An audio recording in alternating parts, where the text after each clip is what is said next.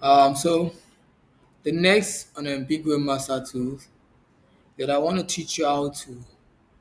The next is that you can check your website performance with Bing Webmaster Tools. This is how to do it. Click on the on the dashboard. You find performance. You click on it. Basically, my website not doing much on Big Webmaster Tools.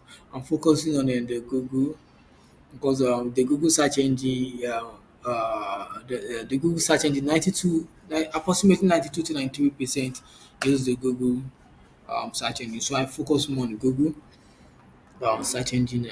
I'm doing well on Google. So this is my appearances, no clicks. So no click through it in the sense that people are not seeing the search, then clicking on it to go to the web page. So no zero click percent. So nothing for me here. Basically, you're supposed to get something here. So this is how you check the performance.